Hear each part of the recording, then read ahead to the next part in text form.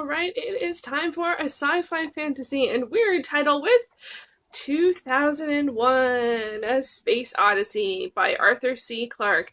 My goodness gracious, this was such a phenomenal read. I am so happy I read it. I'm so happy I read this edition. This is a folio edition. I think it has illustrations, but most of them are pretty spoilery. I know there's at least one I can share. I think it's probably the one I always share because it's pretty, it's fun. It's, if you've seen the film, that will definitely be familiar. So yes, this is my 15th title read for the sci-fi fantasy and weird exploration. I think I've mostly done science fiction this year because I'm reading a fantasy series and I'm trying not to cross and blend the series. Anyway, and it is the first in the Odyssey series. I think it's 4 books. It's at least 3, and it was written in 1968. This one has a bit of a different setup in terms of the fact that, well, it was based on a short story, which is very normal, I think, for science fiction, but it was actually the book was written concurrently with the screenplay for the film 2001: A Space Odyssey that is directed by Stanley Kubrick. So, and getting it even more strange for me, from a personal perspective, I come to this series from the films, but actually from the film 2010, which is the next in the series. I know that film extremely well, and it talks, in that film, they talk about things that happened in 2001, but I saw it first. So when I saw 2001, it was really strange, because it's in terms of film series, this is unusually, or especially unusual, like odd to watch them out of order. So I definitely knew things had happened in this book and happened in the film, and also the film really scares me. So this one is really it's a bit weird to talk about because I'm not seeing it with new eyes. So I just wanted to definitely share that that's the perspective I'm coming at from this one. Also, this will be a very hard title to talk about without spoilers. So I'll do the best that I can, but I'm going to get into spoiler territory pretty quickly, because once you start talking about the specifics, it's spoilery.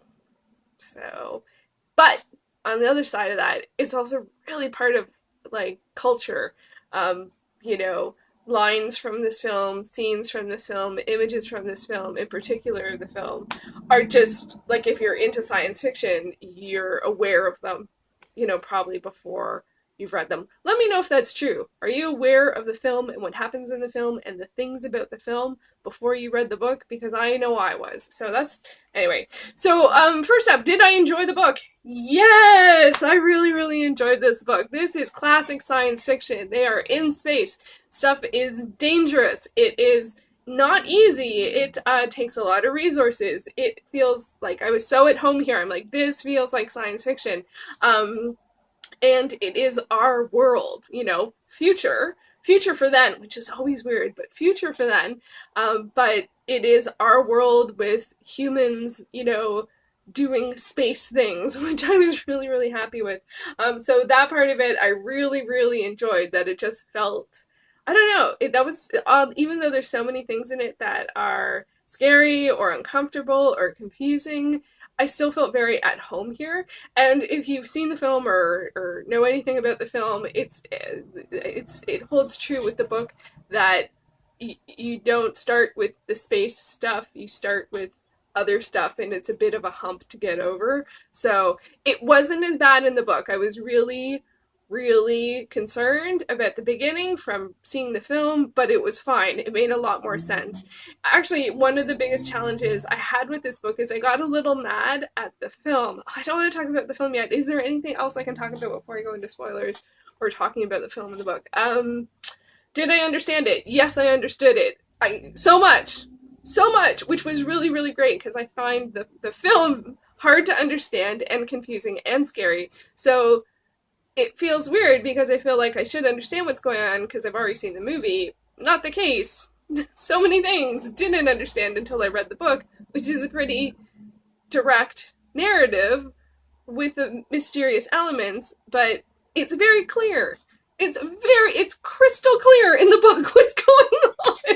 So I think that's actually not very fair to the film audience, because the book, what's going, there are certain mysteries that need to be solved, or adventure, not quite adventure, but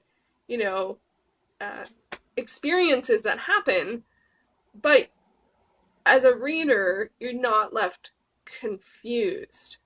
So that was for me the biggest, the sort of the biggest piece that I took away from reading the book, is thinking about that, and just enjoying it. I'm actually really surprised I didn't just go right on to read the second book. So there's that. And I think one of the big themes of the book is awe. I heard recently someone describe awe as being a combination of wonder and fear, and I think that is really a huge theme of this book, is awe. What we do when we're both curious and frightened, and encountering things that we're not expecting or don't know how to deal with. And I think I might have to close it on that before I start talking both about the film and about the bigger content. So that is really early to get this into the spoiler zone, but I gotta do it. I definitely recommend reading it. It's not, this is a big edition, but it's not a big book. I think the paperback edition is like 200 pages, so it didn't take me a long time to read. It was well worth reading. It also deals with computers and artificial intelligence. I didn't work that in. And also, and that is, now we see that a lot in science fiction, but it's cool to see it from an earlier perspective, and although thematically dealing with some of the same themes that we talk about now in science fiction. So there we go. On to the spoiler zone. Here we go. If you don't care about hearing the content of the book and the film, I can't separate them. With this one, I'm sorry, I can't separate them. Here we go. So, actually, now I'm like, what am I going to talk about? I just gave people who are still here a moment to pause.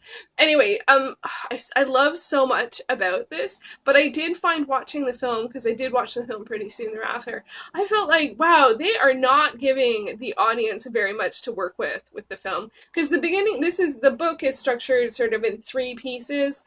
We have the beginning part, which is the part with the monolith, and the Neanderthals, and that interaction.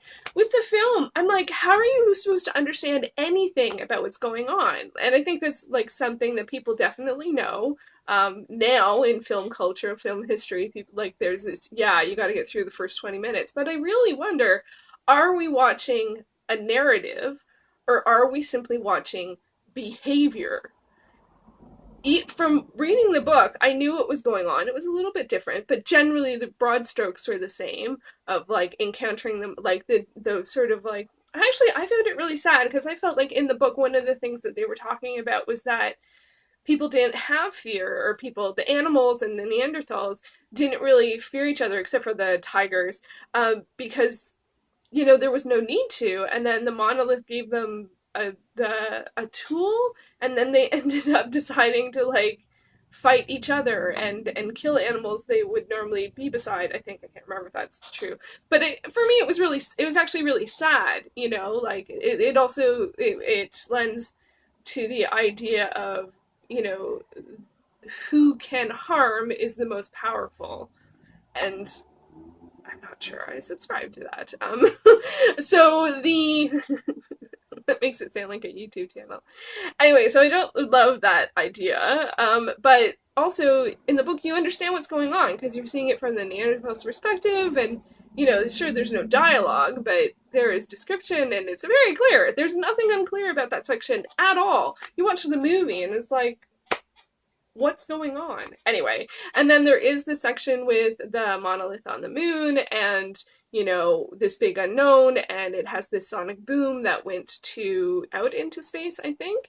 Or not a sonic boom, there was a sonic thing, magnetic thing, there was a sciencey thing that happened, and so they're looking at that. And I love both the book and the film. I love that section without question, because you follow Haywood Floyd, who's a character in 2010, the film, and I got all nostalgic. I got all weirdly, I love 2010. I forgot how much I love that movie, and I got all nostalgic for that character, and it was interesting to see that it was very sort of regular business meeting type stuff and then, seeing the monolith and the experience of seeing the monolith and what's that's like for people, and keeping it under wraps. That's I think the hugest thing that was very clear in the book is how much a secret this is for everyone. It happens with Neanderthals, nobody knows about it. And then when it's discovered on the moon, most of the people on the moon don't know about it. Even till the briefing, very few people know about it.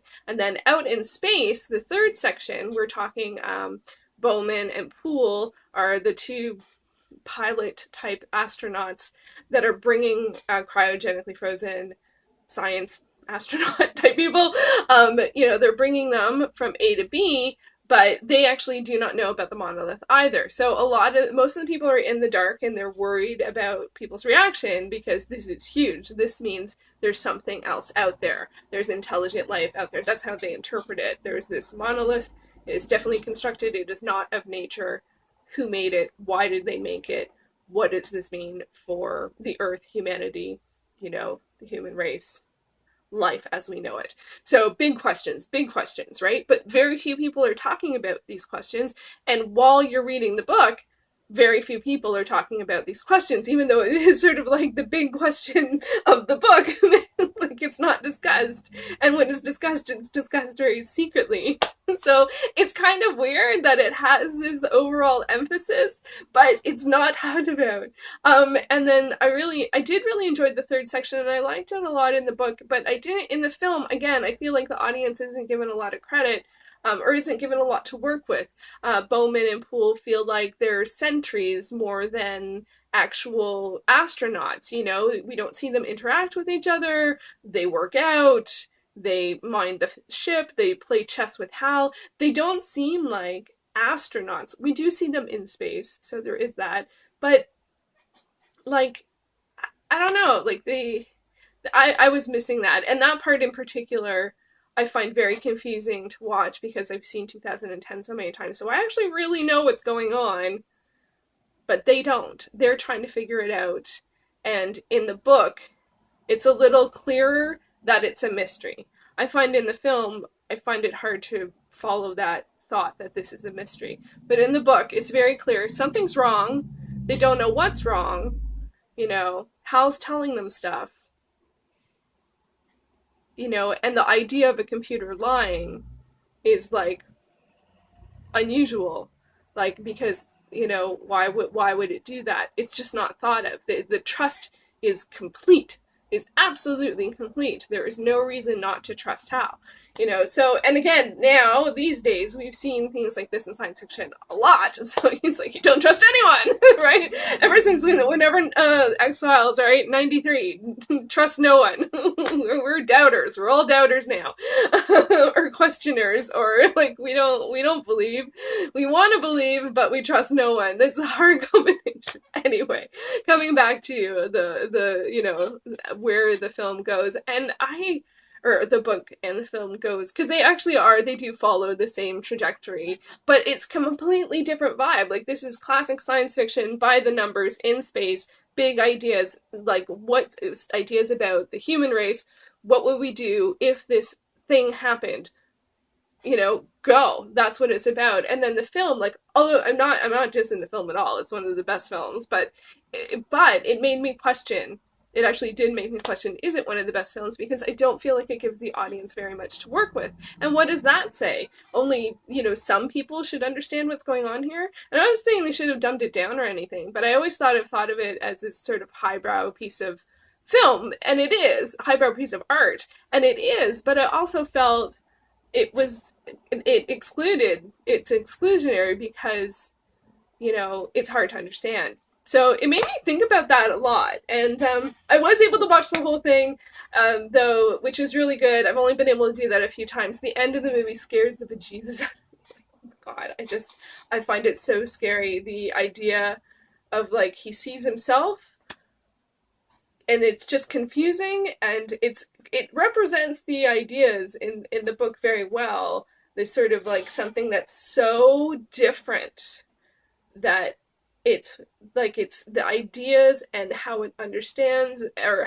what things are, what life is, how different it is, it definitely gets that across, but I find that so scary. Like, it just sort of like, it's one of those sort of like moments where like your brain just kind of like cracks a little bit. So anyway, still good. Overall, very good read. I'm really happy that I read it. I don't see the film in its best light, but I'll probably watch it again.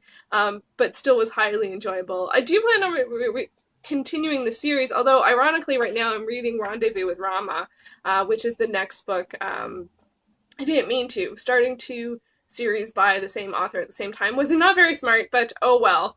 It's more science fiction, which is a good thing. It's a good thing, right? So there you go. Thank you for staying with my really long, rambly book and film discussion of 2001: A Space Odyssey. Alright, thanks for watching.